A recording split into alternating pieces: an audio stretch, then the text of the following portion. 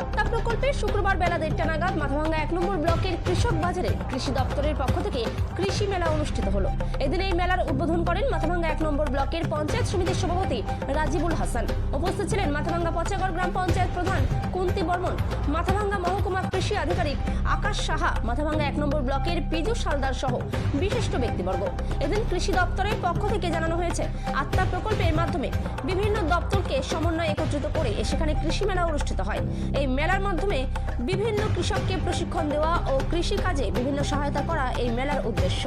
হচ্ছে কৃষি দপ্তরের আত্মা বলে একটা প্রকল্প আছে। আত্মা প্রকল্পের আন্ডারে মাথাভাঙ্গা 1 ব্লকের যে আত্মা পিএক আছে, ফার্মার ইনফরমেশন অ্যাডভাইজারি সেন্টার, তার আন্ডারে একটা একদিনের কৃষি মেলা অনুষ্ঠিত হয়েছে।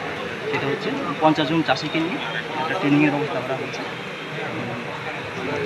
এই মেলার মুখ্য উদ্দেশ্য কি, মানে এই মেলার মাধ্যমে আপনারা কি বার্তা দিতে যাচ্ছেন? এই মেলার মাধ্যমে আমাদের যে আত্মা প্রকল্পটা এমন হচ্ছে, আমাদের যে বিভিন্ন যে লাইন ডিপার্টমেন্টগুলো আছে, মানে উদ্যান পালন দপ্তর, তারপর হচ্ছে মৎস্য দপ্তর, এগ্রিকালচার দপ্তর, হর্টিকালচার দপ্তর, এই সমস্ত দপ্তরগুলোর মধ্যে একটা মানে সেতু বন্ধন তৈরি করে, মানে আমাদের এগ্রিকালচারের সঙ্গে বাকি লাইন ডিপার্টমেন্ট, এবং যে বিভিন্ন উন্নত প্রযুক্তিগুলো আছে সেই প্রযুক্তিগুলো ব্যবহার করে যারা উন্নত চাষি আছে তারা নিজের অভিজ্ঞতা অন্যান্য চাষিদের সঙ্গে শেয়ার করবে।